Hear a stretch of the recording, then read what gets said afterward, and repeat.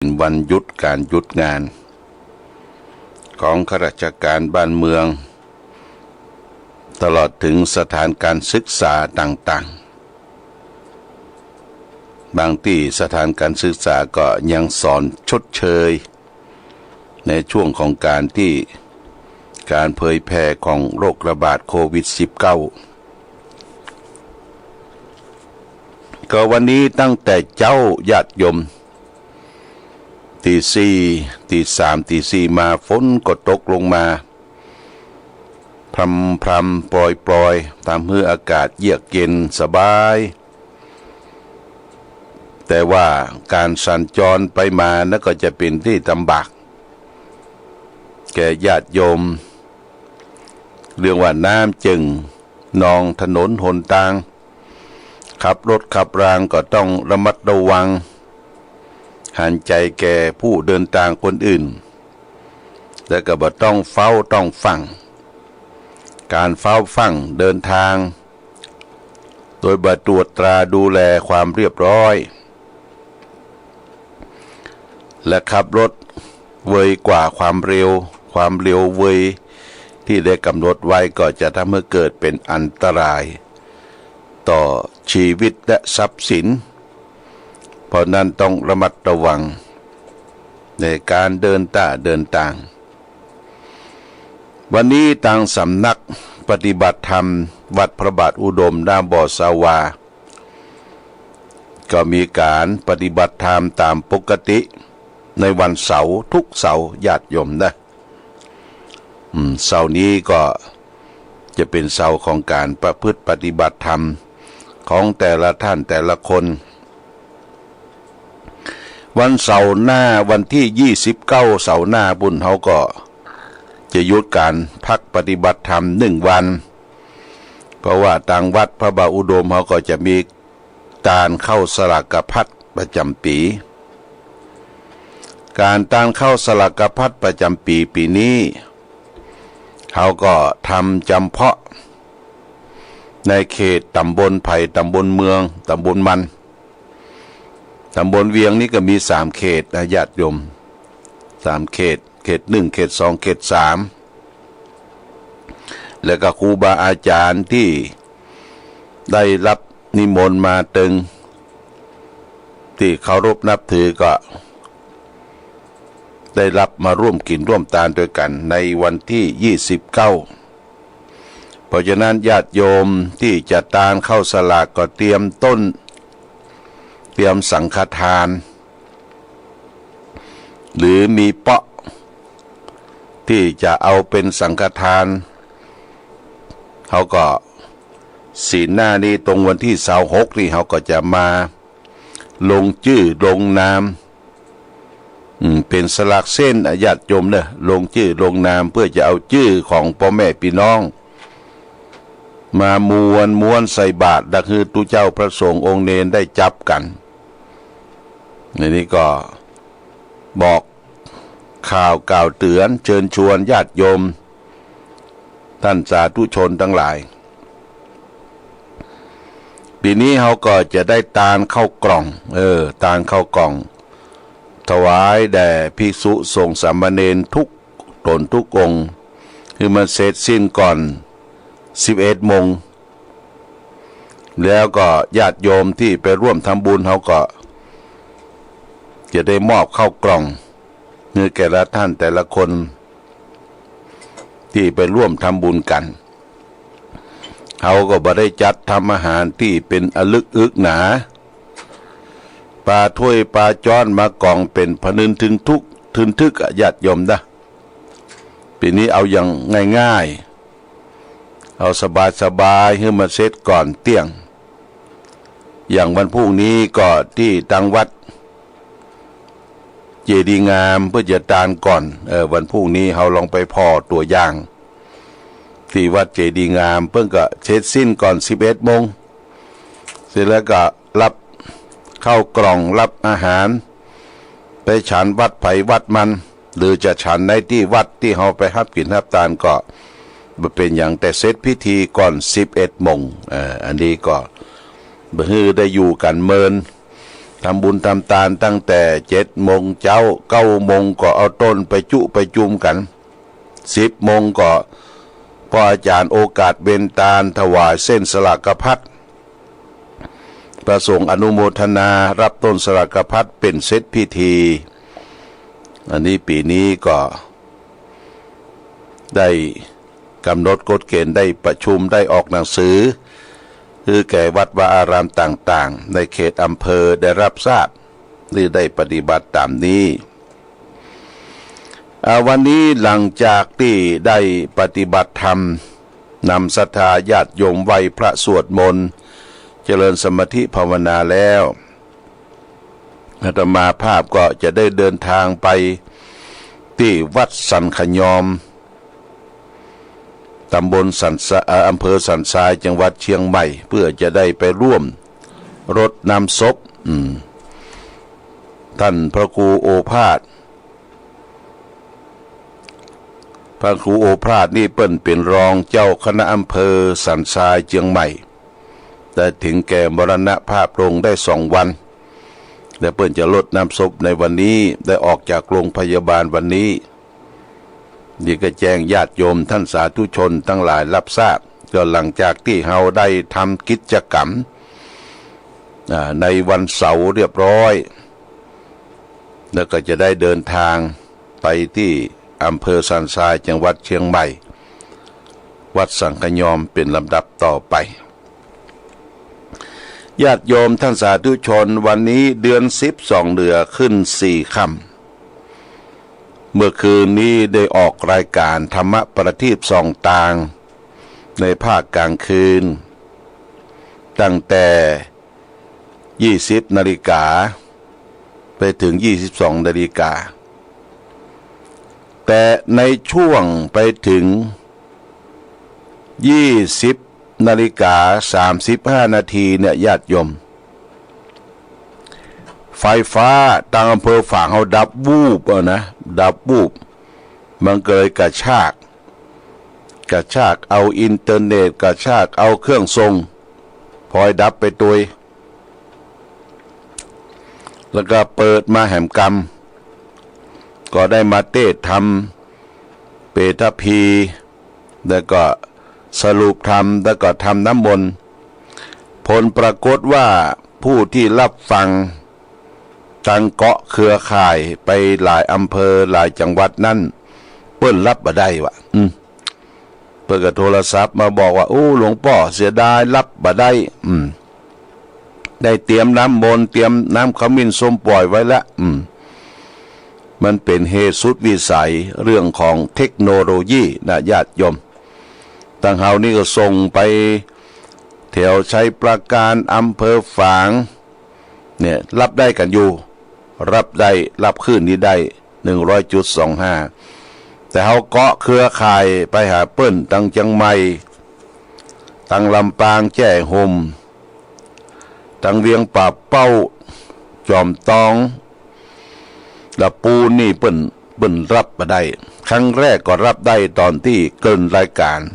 มามาจาตอนที่20 นาฬิกา35 นาทีก็เช็คไปแล้วว่าเปิ้นก็รอที่จะรับ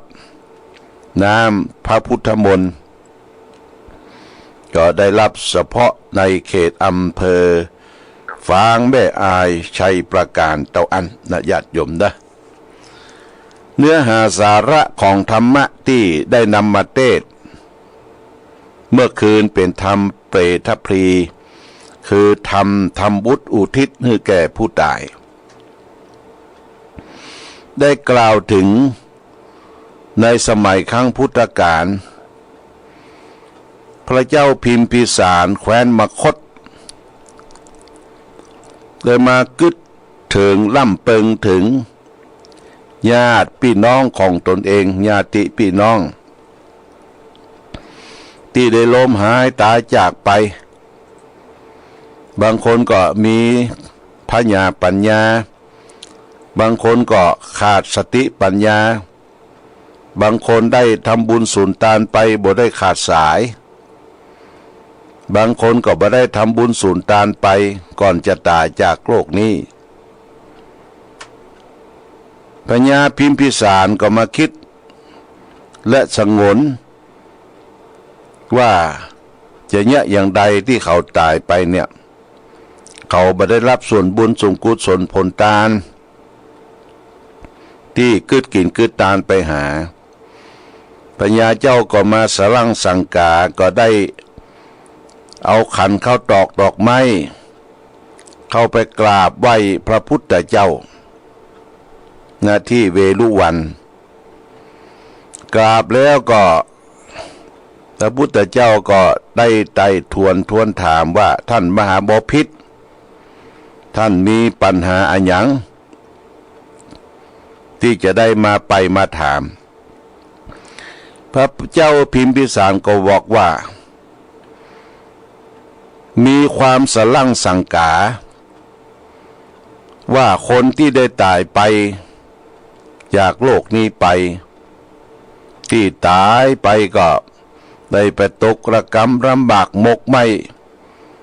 ได้ไปเป็นเปรตเป็นผีอยู่ในสุสานประจ้าบ่มีเสื้อผ้าอาศัยผ้านุ่งขัวใบก็ลุดดุยเดี๋ยวจะฮึยะอย่างใดคือเขาได้โป้นจากที่ยากได้พรากจากที่ผ่านนั้นพระพุทธเจ้าก็เทศนาว่าท่านพาบอพิษอยากเกณฑ์เขาโป้นจากมรนรกได้พุทธมารับของกินของทานนั่นเปิ้นมีกำหนดเวลาเนอะกำหนดเวลาก็คือตั้งแต่เดือน12ออก1ค่ำไปถึงเดือน12ดับกาละ1เดือนกาละตานญาโยมพิบาลก็จะมาปล่อยเอาสัตว์นรกน่ะอนุญาตมารับของกินของทานจากวงวานพี่น้องอันสู่แห่งห้องละเมืองคนเปรตทั้งหลายที่มาจากมรนรกแล้วก็เดินไปตามบ้านน้อยกองใหญ่ตามถนนหนทางเมื่อเปรตได้ปะได้พบได้สลนใส่กันก็ปะถามกันว่าท่านออกมาใกล้จะหมดเขตกำหนดเวลาเดือน12แล้วท่านได้รับของกินของทานแล้วกาเปรตที่ได้รับของกินของทานก็บอกว่าข้าได้รับแล้วเด้อญาติพี่น้องที่เป็นญาติโหโยติกาได้เตรียมแต่งดาไว้ท่าข้ารับของกินของทานแล้วข้าก็บ่ได้ไปตกที่เก่าละบ่ได้ปิกบอกไปสู่นรกละจะได้ไปพุทธไปเกิดในสัมปรายภพที่ดีเปรตบางตัวนั่นก็ย้อนถามว่าท่านนะได้รับหรือยังเปรตบางตัวว่าข้าบ่ได้รับเตื้อลุกลิกหัวว่าบ่ได้รับเตื้อเสาะหาเขาบ่ปะบ่ปบเขาย้ายบ้านย้ายจองหมดอันเปรตที่ออกมาจากมรนรกหวังประสงค์ว่าจะมารับของกินของทานจากวงวานพี่น้องอันเป็นสามีก็ดีเป็นภรรยาก็ดีเป็นลูกเป็นเต้าเขาก็บ่ได้เตรียมดาครัวไว้เปรตทั้งหลายที่มันได้รับของกินของทานเนี่ยมันก็มาจมมาแซมให้แก่ตัวเองว่าได้กินแหนงแข็งใจอันเกิดได้เป็นคนชาติหนึ่งเมาหิมอยหาสตุ้งสตางเก็บสะสมไว้คิดว่าเข้าใจว่าอายุแก่ตัวแหมสักน้อยก็จะได้เข้าวัดเข้าวาจำศีลกินทานเจริญภาวนาซ้ำเป็นอย่างอันสกรรมเนี่ยเปียทิโรคภัยไข้เจ็บเข้ามาเบียดเบียนก็เลยถึงกาละตายละเข้าละของละเงินละทองไว้ให้ลูกหลานได้สืบแทนเข้าของสัมปติไว้ตายละแล้วลูกหลานก็ซ้ำเป็นคน หาพญาปัญญาบ่ได้สืบแตนเข้าของสัมปติของพ่อแม่ไว้บ่กึดกินกึดตามญาติโยมนะเขาเป็นคนอัฐพลาหาพญาปัญญาบ่ได้เปรตเนี่ยมันน้อยอกมองใจหวังจะให้ลูกให้หลานได้ตานจอมตานมาหาซ้ำบ่ได้รับของกินของตาน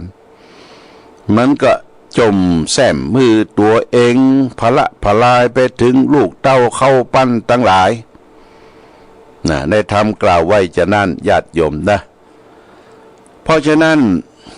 เมื่อเฮาได้กินได้ตานปัญญาปิมพิสารโอ้ต้องตานให้เขาพอตานให้เขาเนี่ยญาติโยมเปตวิสัยรับของกินของตานแล้วก็จะได้ไปพุทธไปเกิดในสัมปรายภพที่ดีคือสวรรค์ตลอดถึงนิพพานบ่บ่ได้ปิกมาปอกสู่มรรคอย่างเก่าเปรตที่ได้ไปเกิดเป็นเทวบุตรเทวดาอยู่ในวิมานจันทร์ฟ้าก็อำนวยอวยพรลงจากจันทร์ฟ้าให้แก่ลูกเต้าบุตรธิดาที่ฮือกินฮือตาเนี่ยโอ้ขอฮือได้อยู่ดีมีสุขเนอมีอายุมันยืนยาวอย่าได้เจ็บได้ไข้ได้ป่วยฮือได้สืบสารอายุพระพุทธศาสนาเนี่ยเปรตทั้งหลายมันมาอำนวยโอใจฮือและเปรตที่เป็นห่วงเป็นหามก็เอารถเจียงคานเมื่อเวลาเขาสิ้นกรรมสิ้นบุญจากเอารถเจียงคานจากสวรรค์ที่มีดุริยะดนตรีเสียงลิงดิ้งล่องล่องมารับเอาวิญญาณของผู้ที่เดียตายในมนุษย์โลกเป็นญาติพี่น้องบางทีก็บ่ได้เหรอบาปกรรมนั่นมากั้งบังไว้บ่ได้ปะเตบุตรเทวดาที่เอารถเจียงคานมารับขึ้นสู่สวรรค์เทบุตรเทวดาทั้งหลายก็ผิดหวังเอารถเจียงคานอย่างเก่าปิกขึ้นสู่สวรรค์เพราะฉะนั้นญาติโยม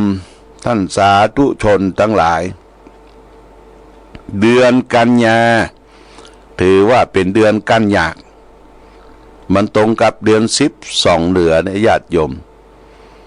แต่ก่อนโบราณที่เขาสืบสานกันมาเนี่ยคนอดกันอยากเข้าอยากน้ำกั้นเข้ากันน้ำแต่ก่อนนี้นะกั้นกันแต่เนอแม้แต่เข้าจะกินก็บ่มีต้องไปขุดเอาก่อยเอามันในแพะในป่าเอามาบุบมาคัดแล้วก็เอามาปลอกแล้วก็นึ่งเลี้ยงกันเลี้ยงลูกเลี้ยงเต้ากินก่อยกินมันลูกเต้าเข้าปั้นก็สัมปีสัมป้อหลายคนเหรอโอ้ยฝนก็มาตกห้ำไรได้ก็มามีจำเป็นต้องไปเสาะปูเสาะป่าเสาะหน่อนางห่างไม้มาเลี้ยงบุตรที่เดาบุตรลูกเต้าบุตรธิดาบางทีได้ป่ามาญาติโยมเนี่ยมันแนมกินเด้อเอาป่าไปแลกเข้าเอาป่าไปขายเพื่อจะซื้อข้าวสารซึ่งเป็นอาหารหลักของคนไทยเฮานะข้าวสารนะของกับอย่างอื่นนี่มันก็กับกันไปบางทีก็กินข้าวกับเกลือบางทีก็กินข้าวกับพริกกินกันไปพ่อแม่อดรนทนกินได้สะปะแต่ลูกเต้านั่นกะให้ถ้าบ่ได้กินจิ้นกินปลาบ่ได้กินของดีๆลำๆต้องมาเสาะมาฮื้อมาปั่นนี่แต่ก่อนเปิ้นกั้นกันเนี่ยเดือนกันยาเดือนกันยากเดือน12เดือน12นี่เปิ้นว่ามาอิงหัวเห่ามันบ่ได้กินข้าวลูกมาอิงหัวเห่าแต่ก่อนนี่นะกั้นกันแต่เลยญาติโยมแต่ก่อนเนี่ยอาตมาก็ยังประสบพบปะเป็นละอ่อนอยู่กับพ่อกับแม่พอเจ้าน่ะตี4ตี5ออกไปละไปเสาะเข้าเอาป่าไปแลกเข้าป่านี่ยังมาแนมกินนะ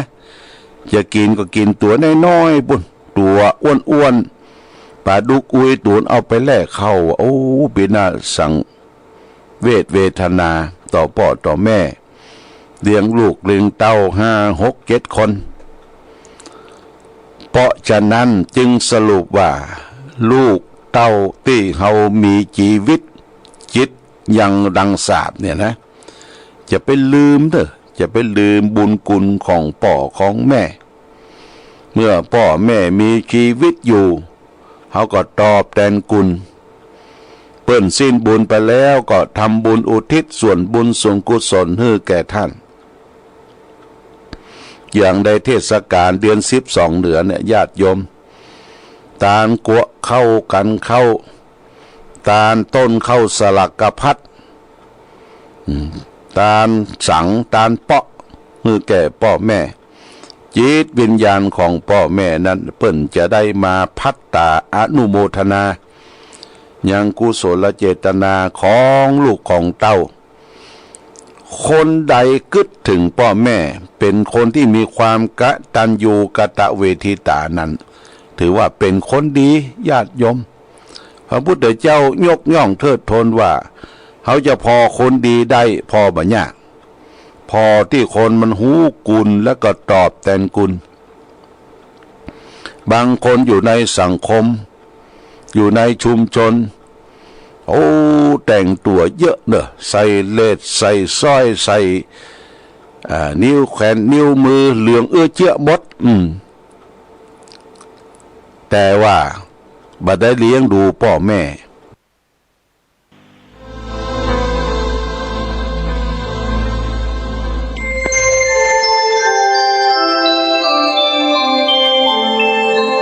ขณะนี้ท่านกำลังฟัง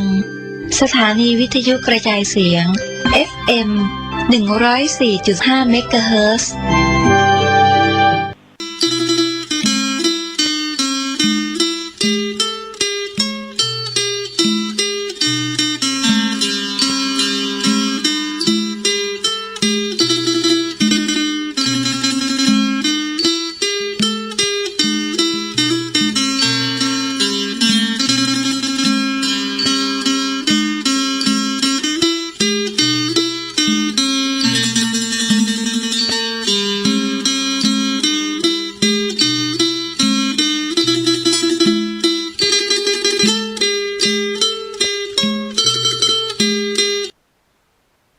ธงชาติและเพลงชาติไทยเป็นสัญลักษณ์ของความเป็นไทย